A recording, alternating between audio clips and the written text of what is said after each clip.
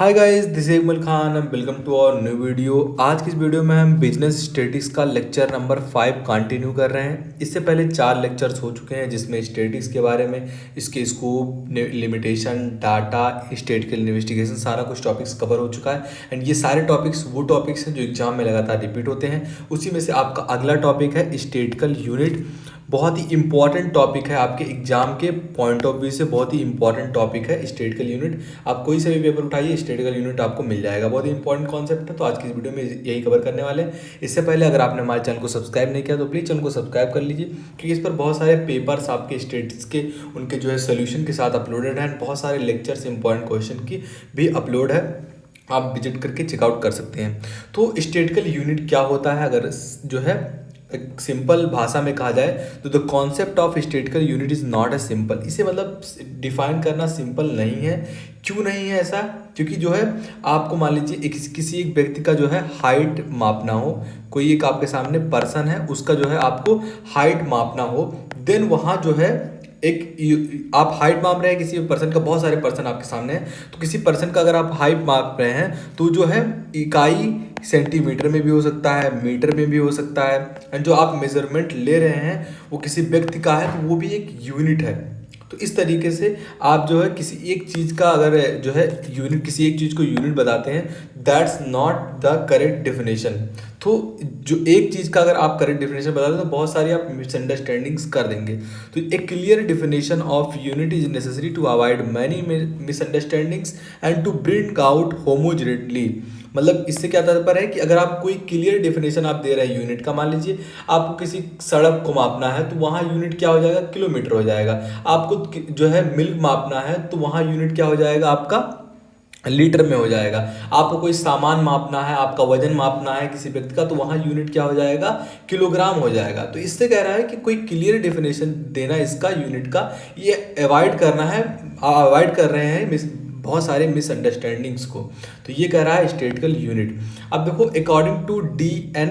इलैंस ये क्या कहते हैं स्टेटिक्स को लेकर, क्योंकि जब आप एग्जाम में बैठते हैं, अगर एक ऑथर का या फिर जो है एक साइकोलॉजिस्ट का या फिर एक स्कॉलर का आप जो है डेफिनेशन लिख देते हैं कि इनके अकॉर्डिंग क्या स्टेटिकल यूनिट है, तो एग्जामिनर पे बहुत अच्छा इंपैक्ट पड़ता है एंड आपको पूरे नंबर दिए जाते हैं। अब ये क्या कहते हैं, ये कहते हैं कि statical unit is an attribute और ए सेट ऑफ एट्रीब्यूट। मतलब ये क्या कहते हैं कि ये स्टेटिकल यूनिट है जो एक आंकड़ों का एक समूह है या आंकड़ों का एक एकत्रीकरण है, जो कि conventionally chosen for an individual और ऑब्जेक्ट, किसी इंडिविजुअल या ऑब्जेक्ट की जो है मेजरमेंट के लिए या फिर उनके जो है काम के लिए यूज में लाया जाता है, मे बी काउंटेड और measured for the purpose of statical investigation.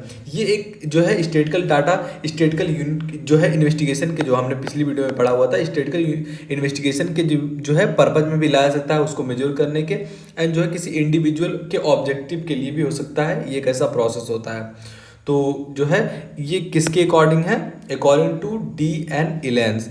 अब आइए देखते हैं स्टेटिकल जो है यूनिट जो आपका इंपॉर्टेंट है, इससे 8 नंबर में या फिर जो है 15 नंबर में क्वेश्चन बनाए जा सकते हैं। वैसे 8 नंबर का आपको क्वेश्चन नहीं आता है, 15 नंबर में क्वेश्चन पूछे जाते हैं।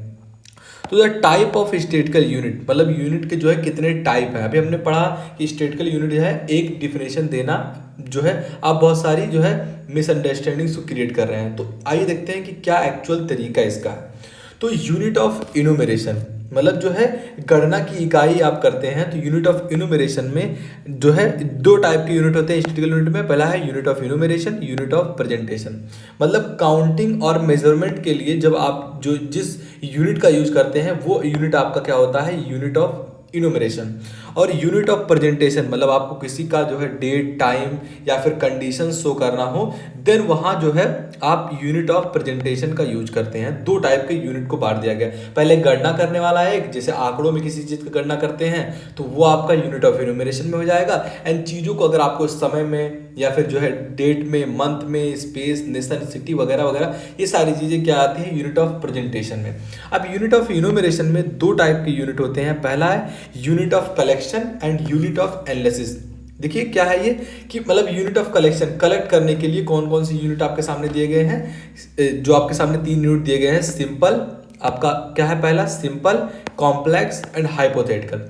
यूनिट ऑफ कलेक्शन क्या होता है? Unit of collection are those unit in terms of which data are collected. जैसे आपका मीटर हो गया, किलोग्राम हो गया, ए पाउंड हो गया, ए टन हो गया, एन आवर हो गया, ए डजन हो गया, जो है लेबर आवर हो गया, किलोवाट हो गया, ये सारी चीज़ें किसमें आती हैं?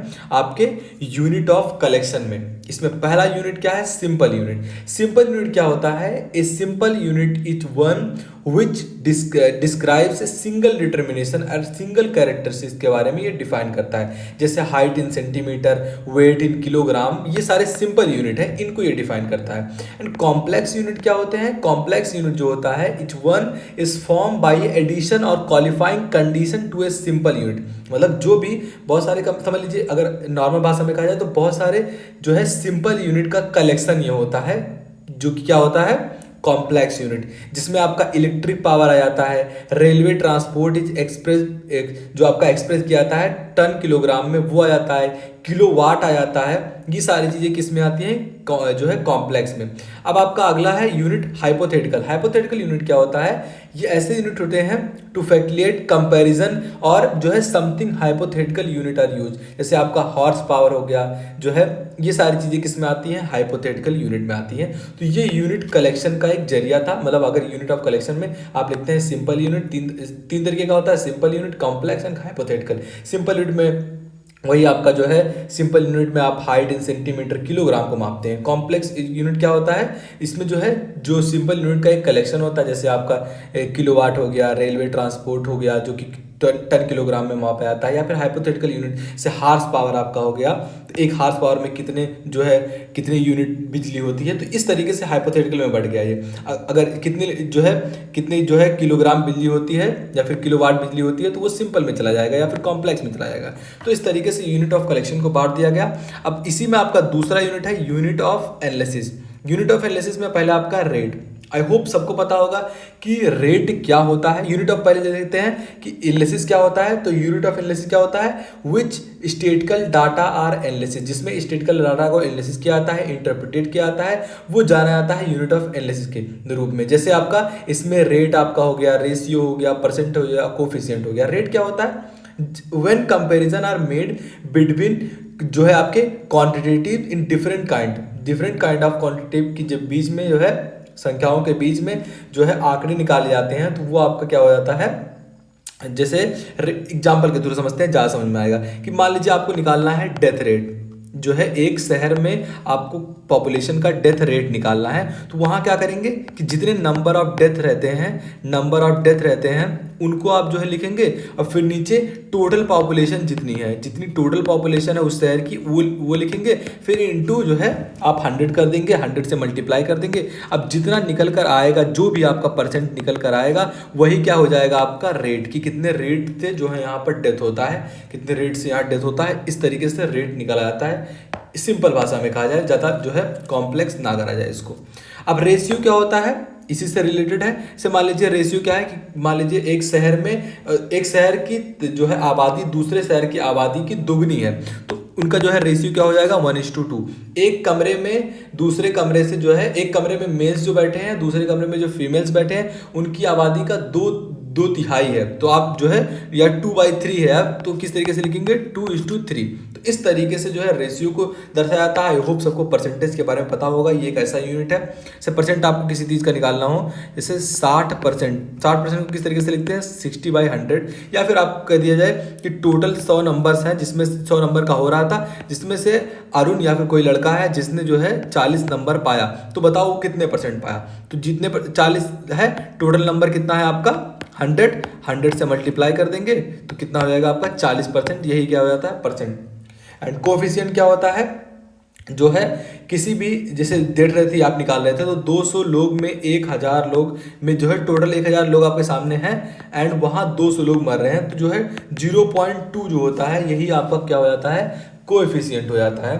तो इस तरीके से जो है अगर 0.2 है एंड जो है 100 का जब 10 पार्ट करेंगे तो वो कितना हो जाएगा आपका? 100 हो जाएगा। 1000 का 10 पार्ट 100 हो जाएगा। इसी में 2 से मल्टीप्लाई करेंगे तो 200। यही आपका डेथ जो है, कितने लोग का डेथ हुआ था, वो निकल कर चला जाएगा। तो यही कोफिशिएंट हो जाता है आपका। तो इसका फॉर्मूला क्या होता है कोफिशिएंट का? कोफिशिएंट का फॉर्मूला होता है C = Q/N। C is equal to Q by N. अगर आपसे कोई पूछता है तो C is equal to Q by N, जहां C क्या होता है, कोफिशियंट होता है, Q क्या होता है, क्वांटिटी ऑफ ट्रायल या फिर डेथ जो हुआ है मैंने बताया, एंड N क्या है, टोटल पॉपुलेशन। इस तरीके से जो है इस कोफिशियंट को निकालते हैं। फिर से इसको समझ लेते हैं ताकि आपको कोई जो है परेशानी ना हो। कोफिशियंट का फार्मूला क्या होता है आपका, C is equal to Q by N, जहां C क्या है जो है कोएफिशिएंट, एंड क्यू क्या हो जाता है आपका, जितने डेथ रेट, जितने लोगों का डेथ हुआ है, तो कितने लोगों का मान लीजिए 200 लोगों का डेथ हुआ है, एंड एन क्या है, टोटल पॉपुलेशन। तो टोटल पॉपुलेशन मान लीजिए 1000 है, तो कितना हो जाएगा, 0.2%, 0.2 जो होता है यही आपका क्या हो जाता है, कोएफिशिएंट हो जाता है। इस तरीके से कोएफिशिएंट निकाला जाता है। आई होप आपको क्लियर हो गया होगा, ज़्यादा इसके बारे में नहीं पूछते हैं। अब आगे बढ़ते हैं आपके जो है दूसरे यूनिट की ओर। जो पहले आपका गणना वाला, गणना इसी तरीके से होता है, यूनिट ऑफ कंडीशन जो है आप, unit of collection, unit of analysis, and जो है आपका रेट, जिसमें rate ratio percentage, coefficient, simple, complex, hypothetical, इतने तरीके से आपका जो है यूनिट ऑफ एनुमरेशन होता है। इसमें आप आंकड़ों को कलेक्ट करते हैं। दूसरा है unit of presentation. Unit of presentation क्या होता है, बेसिकली ये जो है इनका टाइम हो गया किसी भी शहर को, किसी भी चीज़ को लेकर, स्पेस हो गया, इसमें नेशन, सिटी आ गया, आपका स्टेट आ गया, कंडीशन क्या होगा, क्वालिटेटिव। तो इस तरीके से होता है, ज़्यादा कॉम्प्लेक्स नहीं है। इसको आप ले जाएंगे कि ईयर क्या है, मंथ क्या है, मंथ में किसे यूनिट होते हैं, ईयर में कितने दिन होते हैं, 365 दिन होते हैं, तो उससे एक यूनिट बन गया। एंड मंथ जो है, मंथ में कोई मंथ 28 दिन का होता है, कोई 29 का होता है, कोई 31 का होता है, कोई 30 का होता है। इस तरीके से भी एक यूनिट बन गया। डे तो आई होप आपको पता होगा, इसमें 24 घंटे होते हैं, जो है 1 घंटे में 3600 सेकंड होते हैं। तो इस तरीके से बन गया। फिर आपका नेशन, स्पेस में क्या गया, नेशन, सिटी की कौन से नेशन से कौन बिलोंग करता है, तो वो भी एक यूनिट बन जाएगा। स्टेट भी यूनिट बन जाएगा। सिटी है, जैसे एक जो है स्टेट में कितने सिटी हैं, तो कितने भी सिटी होंगे, तो उस तरीके से ये भी आपका हो जाता है। कंडेंसिंग क्या होता है आपका, क्वालिटेटिव। तो इस तरीके से जो है आपका स्टेटिकल यूनिट पूरा कवर हो गया। आई होप एक एक पॉइंट आपको क्लियर समझ में आया होगा। कहीं में परेशानी होता है, do let me know in comment box. And जो है आई होप आपको परेशानी नहीं होगा, लेकिन अगर कहीं होता है तो let me know in comment box. तो आगे मिलते हैं अगले टॉपिक के